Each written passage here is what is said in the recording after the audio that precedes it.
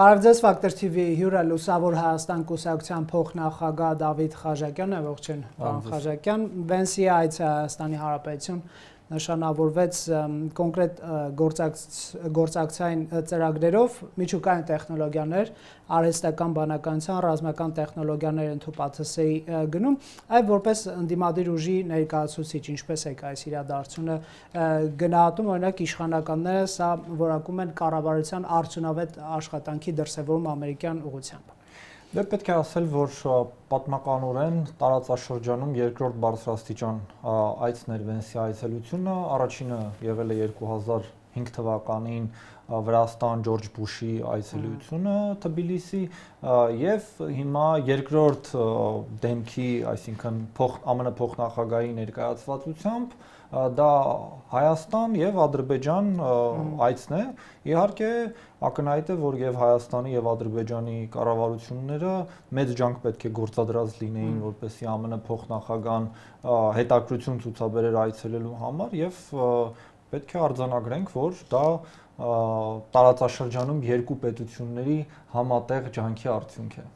Իսկ դուք առանձնացնում եք քաղաքական նշանակություն կամ ազդեցություն, օրինակ այս տնտեսական ծրագրերը իշխանականները ներկայացնում են նաև խաղաղության process-ին նպաստող, որ եթե գալիս են ներդրումներ, պատերազմը միգուցե բացառենք գոնե առաջիկայում։ Ես ելակետը վերցնում եմ Հայաստանի եւ Ադրբեջանի երկկողմ բանակցությունների արդյունքը, որովհետեւ ի վերջո տեղի ունեցավ տևական երկկողմ բանակցային գործընթաց,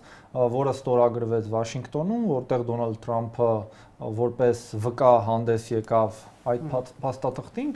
եւ իհարկե TRIP-ի գործոնը, որը հիմնական այսպես չասենք տնտեսական հետաքրությունն է, բայց այն գործոնն է, որը ապահովում է ԱՄՆ-ի որոշ չափով ներգրավվածություն։ Իսկ ագրեսիա զսպելու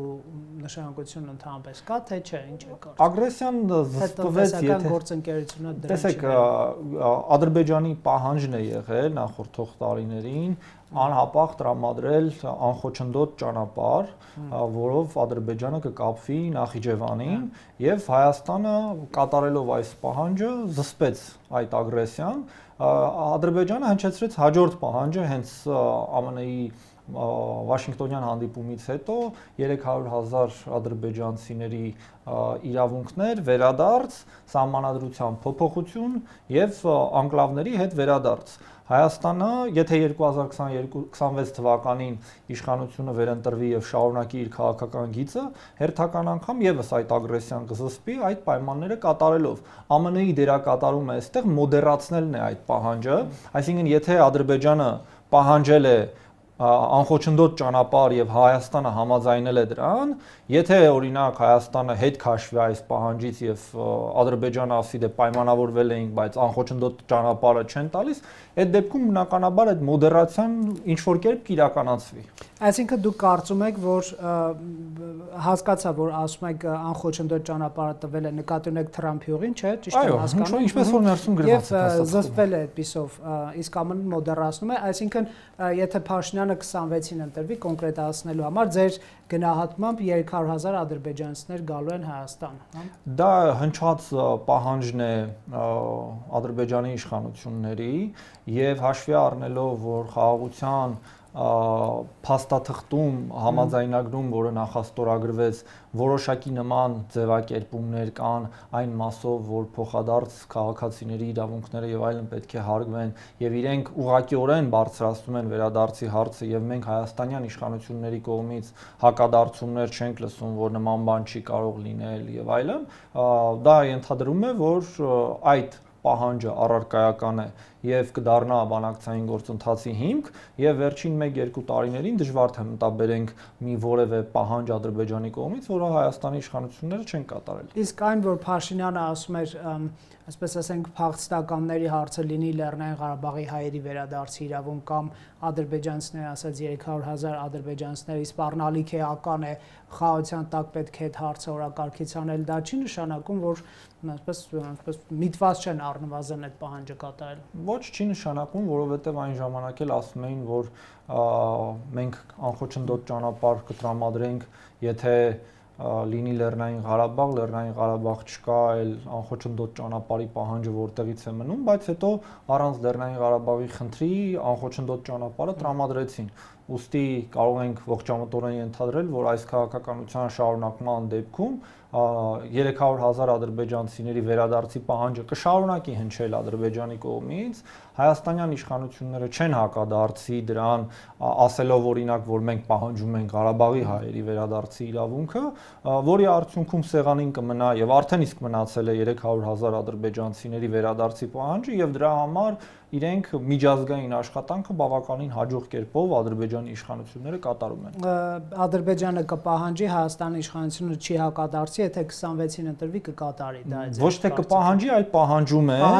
եւ ոչ թե Հայաստանի իշխանությունները կհակադարձեն, այլ արդեն չեն հակադարձել եւ 26 թվականին երբ ընտրվի, առնվազն երկու բան պարզ է, անկլավների մասով Հայաստանի իշխանությունները ունեն համաձայնություն քննարկելու այդ հարցը եւ ունեն համաձայնություն սահմանադրական փոփոխություններ իրականացնելու, որը եղել է Ադրբեջանի պահանջը, այնտեղից հեռացնելու անկախության հռչակագիրը։ Երկու մասով էլ հայաստանյան իշխանությունները համաձայնել են, դեռևս հրապարակային պաշտոնապես չեն համաձայնել 300,000 ադրբեջանցիների վերադարձին, դա էլ ենթադրվում է ընտրություններից հետո։ Ենթադրում եք, որ ընտրություններից հետո կհամաձայնվեն։ Շատ լավ։ Իսկ այն, որ հայ-ամերիկյան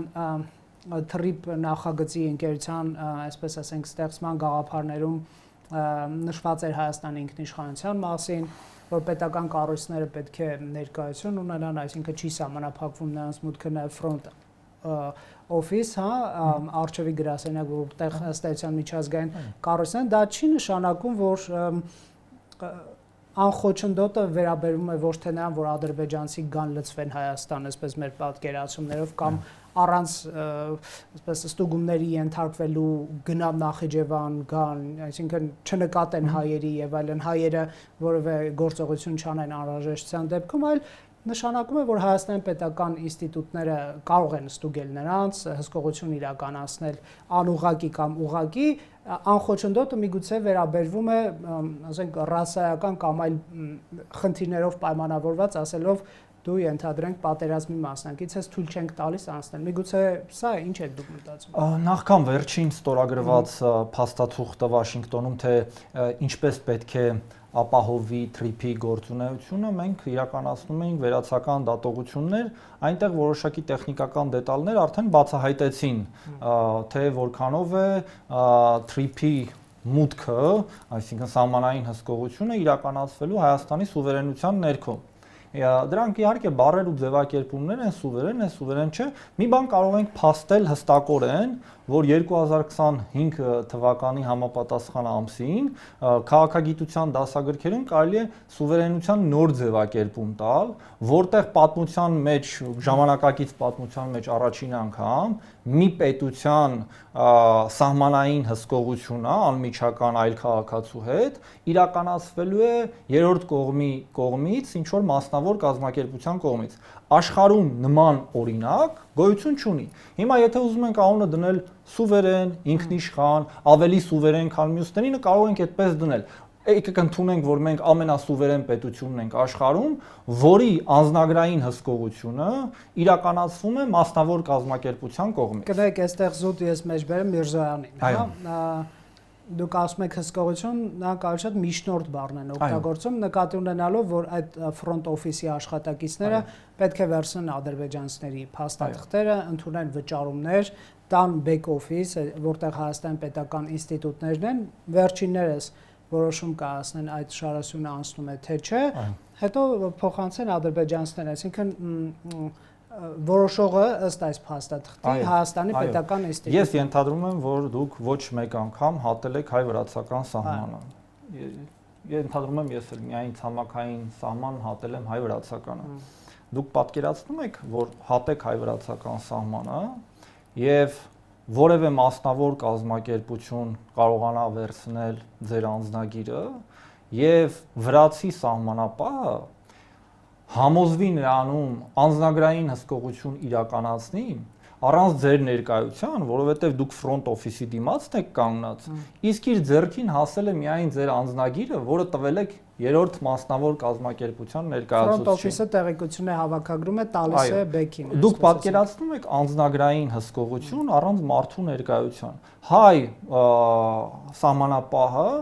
մեր ցամաքային սահմանում թե օդանավակայանում իրականացնում է անձնագրային հսկողություն, երբ քաղաքացին կլինի թուրք, ադրբեջանցի, ռուս թե ամերիկացի, կանգնած է իր դիմաց իրականացնում է անձնագրային հսկողություն։ Հիմա հրապարակված փաստաթղթում շատ հստակ գրված է, որ այդ անձնագիրը վերցվելու է մեր տարածքում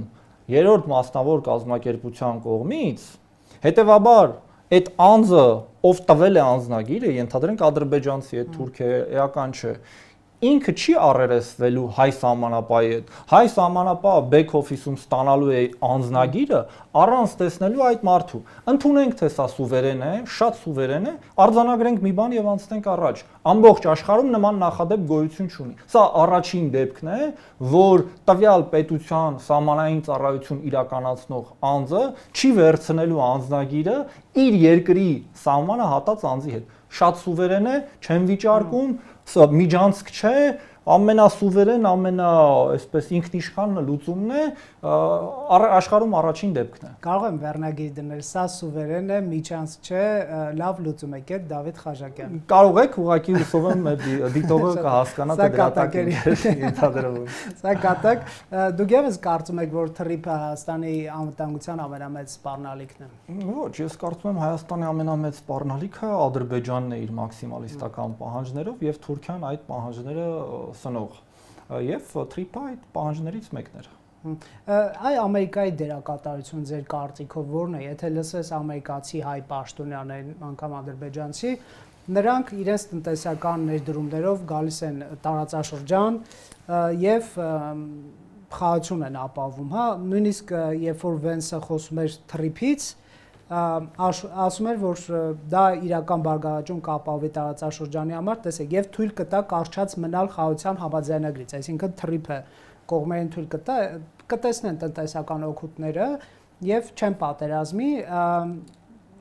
կլինի այդպիսի բան, ինչ եք կարծում։ Ամերիկյան տնտեսական ներդրումները թվագրվում են Հայաստանի անկախացումից ի վեր։ Ես ինքս աշխատել եմ մի կազմակերպությունում, որը 2000-ականներին է հիմնադրվել Հայաստանում, Սիլիկոնյան հովտի խոշորագույն կազմակերպություններից մեկն էր, միշտ հպարտ եմ եղել, որ այդ կազմակերպությունում եմ աշխատել եւ որքան նման կազմակերպություններ լինեն Հայաստանում, այդքան լավ, եւ եթե Վենսի այցը որևէ կերպ նպաստել է, որ տվյալ կազմակերպություններից, Nvidia-ից կամ որևէ այլ Google-ը, Amazon-ը կգան Հայաստան, ես դրանով միայն ուրախ եմ եւ որևէ բացասական բան այստեղ չեմ տեսնում։ Ինչ վերաբերում է խաղաղության օրակարգին, հայտնի է, որ խաղաղության օրակարգի հարցում Ամերիկայի Միացյալ Նահանգները հանդիսանում են վկա, ոչ միջնորդ, ոչ երաշխավոր, եւ իրենց վկայի դերը առ այս պահը կատարել են այնքանով, որքանով իրավիճակը թույլ է տվել։ Ուստի ես կարծում եմ բոլոր արձանագրումներն արեցինք։ Վկային խաղաղության գործընթացում, որը ըստ էության իրականացվել է երկկողմ, իրենք էլ արձանագրել են այն, ինչ երկու կողմերը բանակցել են։ Որ մոդերացիա բառն եք օգտագործում, ինձ թվաց Հայաստանի զիջումները Ադրբեջանին այդ process-ը ապահովելու մոդերացիա են անում։ Այո, դե Ադրբեջանը պահանջում էր Հայաստանից անխոչնդոտ ճանապարհ, Հայաստանը հրաժարվեց այդ անխոչնդոտ ճանապարհը տալ ռուսական հարթակում, տվեց ամերիկյան հարթակում։ Եթե մենք համաձայնեինք եւ Ադրբեջանն էլ համաձայնել, որ այդ առաքելությունը ստանձներ, օրինակ Բելգիայի թագավորությունը, դա կլիներ Բելգիայում։ Հասկանալի է, որ այստեղ մի քիչ ավելի հզոր հեգեմոնի դերը շատ կարևոր է, որը ունի ԱՄՆ-ն, եւ Հայաստանը եւ Ադրբեջանը համատեղ համաձայնեցին, որ Ադրբեջանի պահանջը անխոչնդոտ ճանապարհ ստանալու իրականացվի ամերիկյան դիտանկյունի ներքո, ինչպես գրված է, վկայության ներքո։ Այսինքն, եթե սա կարճացնենք, ԱՄՆ-ի մոդերացմամբ Հայաստանն զիջումները կատարում Ադրբեջանը։ Չէ, ոչ, ԱՄՆ-ն մոդերացիա դադարել է իրականացնել այն պահից, երբ Էնտոնի Բլինկենն էր բանակցություններում, որովհետև այդ ժամանակ Շարլ Միշելն ու Էնտոնի Բլինկենը մոդերացնում էին երկու կողմերի բանակցությունները։ այսինքն լինում էին եռակողմ հանդիպումներ, որտեղ Շարլ Միշելը, դրանից հետո Էնթոնի Բլինկենը, էլի տարբեր ֆորմատներ, իրենք մոդերացնում էին այդ հանդիպումը։ Միջնորդել չէին, մոդերացնում էին։ Հեշտացնում, Այո, ֆասիլիտացնում էին, հա, ըստեյության։ Այս դեպքում մենք մոդերացիայի մասին հրապարակային փաստեր չունենք, որ այդ փաստաթղթում ամերիկյան կողմը այն մասով, որը չի վերաբերում իր նկատի ունեմ Հայաստան-Ադրբեջան մասնակցություն է ունեցել։ Դա եղել է Ադրբեջանի օրակարգը 2020 թվականից ստանալու անխոչնդոտ ճանապարհ, որը տարբեր պատմություններ է ունեցել, բոլորս դրա մասին գիտենք, եւ հանգրվանել է այնտեղ, որ Հայաստանը համաձայնել է դրան, արդեն ամերիկյան կազմակերպության իրականացմամբ, որովհետեւ այդ անխոչնդոտ գործոնը առանց երրորդ կողմի ներկայության հնարավոր չէր իրականացնել, բոլորս հասկանում ենք, եւ Հայաստանը հրաժարվեց, որ դա լինի Ռուսաստանը, եւ արդյունքում ԱՄՆ-ն դարձավ այդ գործոնը։ Ուստի երկկողմ բանակցություններում ԱՄՆ-ն չի ասում, գիտեք ինչ, դուք 300,000 ադրբեջանցիների մի պահանջեք, բայց դուք էլ փոխեք սահմանադրությունը, նման բան չկա։ Երկու պետություններ բանակցում են, Ադրբեջանը ասում է սահմանադրությունը փոխեք, Հայաստանը ասում է ձեր պահանջով չէ, չենք անի, բայց մենք մեզնով կանենք։ ԱՄՆ-ն ասում է դե եթե դուք համաձայն եք այս բանակցություններին, մենք այս իմաստով միայն ուրախ ենք եւ պատրաստ ենք վկա լինել։ Ինձ թվաց ամերիկացիք հարկադրում են Փաշինյանին գնացի։ Ոչ, ամերիկացիք ոչ հարկադրում են Հայաստանին, ոչ Ադրբեջանին, դրանք երկկողմ բանակցությունների բովանդակային առումով այս օրակարգը ձևավորվել է երկկողմ։ Անկամ եթե մենք խոսենք օրինակ մոդուլային ատոմակայաններից, էլի սա եկել է հայաստանյան պահանջարկից։ Օրինակ մենք կարող ենք Ամերիկային դիմել սովորական ռեակտոր կառուցելու բանով, այդ դեպքում ԱՄՆ-ն կառաջարկեր ավանդական ռեակտորի միջոց։ Մենք ասել ենք մենք մոդուլայինն ենք քննարկում, իրենք առաջարկել են մոդուլայինը։ Շատ լավ, տեսեք, ինչ որոշեց ձեր կուսակցությունը խորհրդանական ընտրություններին մասնակցելու ձևաչափով, կլինեք արդյոք մեր ձևով շարժման հետ միասնական ցուցակում, թե առանձին կմասնակցեք։ Ես մեկ անգամ չէ որ առիթ ունեցել եմ ասելու, որ մեր ձևովի հետ որևէ պաշտոնական քննարկում, բանակցություն միասնական մասնակցելու մասով չկա, եւ դեռևս 2024 թվականի ավարտներ այս սիրադարձություններից, վերջին շրջանի նոր շարժումներից ձևավորելուց բավականին առաջ, երբ մենք հայտարարեցինք, որ մեզ համար նախընտրելի ձևաչափը դա անդիմադիր դաշտի խոշորացված մասնակցությունն է, մեծ բևեռը, եթե չստացվի պատրաստ ենք մասնակցելու, եւ հիմա էլ տեսնելով, որ ըստ էության բոլորը կարծում են մոտ 20 ուժ է հայտարարել, որ մասնակցելու է, 20 ուժից յուրաքանչյուրը ենթադրում է, որ 10-ից 20% ձայն ունի, դրա համար չի ուզում խոշորանալ։ 60%-ից վերցնելու են ձայներ։ Բոլորի հաշվարկը 60%-ն է, բայց չգիտեմ կա այդպիսի թիվ իրականության մեջ թե չէ։ 20 ուժ մասնակցելու է, ամեն մեկը 10-ից 20% է պատկերացնում, մոտավորապես 200%-ի ձայն է ստացվում։ Բոլորի մոտ այդ ընկալումն է, որ իրենք կարող են առանձին մասնակցել եւ անցնել։ Մենք էլ իրենց ասում ենք, դե գիտեք, եթե ձեր հաշվարկով դուք ունեք 10-20%, նույն հաշվարկի նույն բանաձևով մենք էլ կարող ենք մեր ձայները ասեն 30% հաշվել։ Բայց եթե այս ցավալի հեգնանքը դնենք մի կողմ, պատրաստվել ենք, շարունակում ենք պատրաստվել ընտրություններին։ Միայնակ մասնակցելու։ Առայժմ մենք մասնակցության այլ ձևաչափ, քան միայնակ մասնակցելը չենք տեսնում, ցավալիորեն այն պատճառով, որ ընդդիմությունը մասնակցում է ֆրագմենտացված եւ մենք չենք կարող տանգոն ինչպես ասում են երկուսով չեն ապարում, երկուսով են ապարում եւ մենք չենք կարող անդադար նրանց դիմել ասել գիտեք եթե դուք առանձին մասնակցեք բոլորդ հնարավոր է տեղի ունենա ձայների փոշիացում եւ ի վերջո դա նպաստի իշխանության հաղթանակին եթե չկա նման անկալում մենք ասելիք ունենք վերջին 10 տարիներին 3 անգամ մասնակցել ենք խորհրդարանական ընտրություններին, սա կլինի մեր 4-րդ մասնակցությունը։ Թող այդ առումով մտահոգվեն այն ուժերը, որոնք նոր են գրանցվել եւ դեռևս հույս ունեն, որ շեմը կհաղթարեն։ Շատ լավ, տեսեք, ընդդիմության այդ թեւը, որին դուք ասում եք, քննադատելով չմիավորման մեջ, շատ հաճախ բերում են Գյումրիի սցենարը կրկնելու հնարավորությունը, այսինքն չեն էլ թաքցնում հանդես գալ տարբեր շարասյուներով 3-4 բևեռ մասնակցի Քոչարյանը, Կարապետյանը, Ծառուկյանը, միգուցե Սերժ Սարգսյանն էլ դեռ նա չի որոշել ՀԿ-ն մասնակցելու այս պայդրությամբ գոնե թե չէ, այ ինչու ենք համարում, որ փոշիացում է սա լինել։ Միգուցե նրանք միասին ավելի շատ ձայն ստանան Փաշինյանից եւ կոնսենսուս -1 լինի, բոլորով կոալիցիա կազմեն, չգիտեմ, արդեն ներքին քննարկումների դաշտ գնա։ Ինչու եք համարում, որ սա կենսական սցենար չի։ Նախ եկեք արձանագրենք, որ Գյումրիում 4 ուժ միասին կարողացավ ստանալ մեծամասնություն եւ ընտրել քաղաքապետ, ինչը սահմանադրորեն հնարավոր չէ խորհրդարանական ընտրությունների դեպքում, որովհետեւ պահանջը, որպեսզի կոալիցիայի մեջ լինի առավելագույնը 3 ուժ, որ կարողանա մեծամասնություն ձևավորել եւ ընտրել վարչապետ։ Այսինքն 4 ուժ չի կարող։ Եթե 4 ուժ ընդդիմադիր 4 ուժ իրար հետ ստացել է պայմանական 55% եւ իշխանությունը ստացել է փոքրամասնություն 45%, այս 4 ուժը համաձայն մեր սահմանադրության միմյանց հետ չեն կարող ընտրել վարչապետի։ 3 ուժից ավելի չի կարող։ Առավելագույն 3 ուժը դա մեր Սերժ Սարգսյանական կամ Հրայր Թովմասյանական սահմանադրության վեհաշուկ մասն է եւ դա կնշանակի երկրորդ փուլ։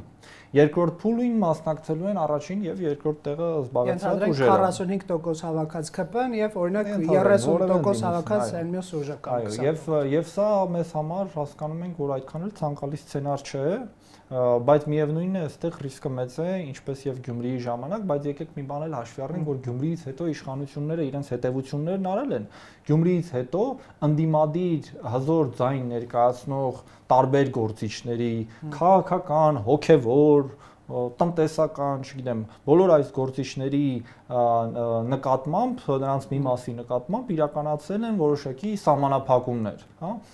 կալանավորման տեսքով, տնային կալանքի տեսքով, տարբեր եղանակներով։ Ուստի այս առումով մեկ միասնական բևեռը կլուծեր այն հարցը, որ ընդդիմությունը հանդես կգար միասնական ճակատով հնարավորություն չտալով իշխանությանը առանձին ուժերի նկատմամբ ինչ որ սահմանափակող միջոցներ կիրառելու, ինչպես եղավ Մոլդովայում։ Եվ սև սպիտակի կբաժանվեր դաշտը, հա։ Դե եւ չէ ասի սև սպիտակի, բայց կլիներ կամ էլի կամ Փաշինյանը գնում է կամ մնում է տրամաբանության։ Չկլիներ այլընտրանքը սա է, միասնական այլընտրանք է, ընդդիմադիր դաշտը միավորվել է, որպեսզի հեռացնի Փաշինյանին։ Այն ինչ 2012 թվականին տեղի ունեցավ Վրաստանում, երբ երկու ուժ անցավ խորհրդարան, Իվանաշվիլու վրացական երազանքը 55% միավորված ընդդիմությամբ եւ 45% Սաակաշվիլու ուժը։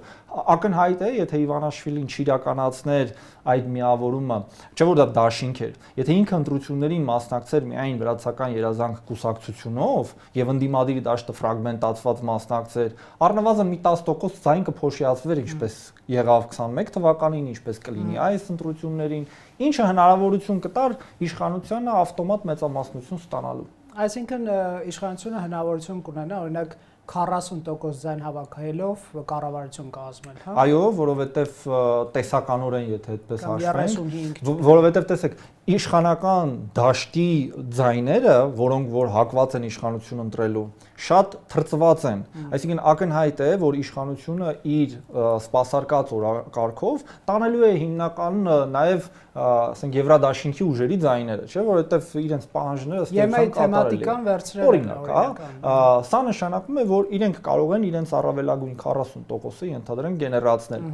Ընդդիմադիր դաշտում, հակառակ դաշտում յուրաքանչյուր տոկոս կարևոր է լինելու, եւ եթե պարզվի, որ 10% ընդդիմադիր ձայն փոշիացել է, նշանակում է ընդդիմությունը ժողովրդի մեջ ընդհանուր առմամբ ունենալով մեծամասնություն չկարողացավ դա ընտրություններին կապիտալիզացնել։ Դրա համար մենք մեզ պատառոտում ենք ասելով, որ եկեք սա թույլ չտանք, որովհետև նախորդ ընտրություններին փոշիացումը մեծ էր։ Թեպետ նախորդ ընտրություններում առանց փոշու, եթե ես ճիշտ եմ հիշում, իշխանությունը կարողացավ ստանալ մեծամասնություն։ Այս անգամ կարող է ստանալ 40-45%, բայց մանդատների թվով խորհրդարանում լինել մեծամասնություն։ Ինչա թե ընդդիմադիր ուժերը բոլորը կարծում են, որ իրենք այնքան հզոր են, որ կարող են առանձին մասնակցել։ Շնորհակալ եմ, պարոն Խաչատյան, անպայման կհետևենք, ելի ձեզ կհյուրընկալենք, Factor TV-ում հյուրընկալել ենք Դավիթ Խաչատյանին։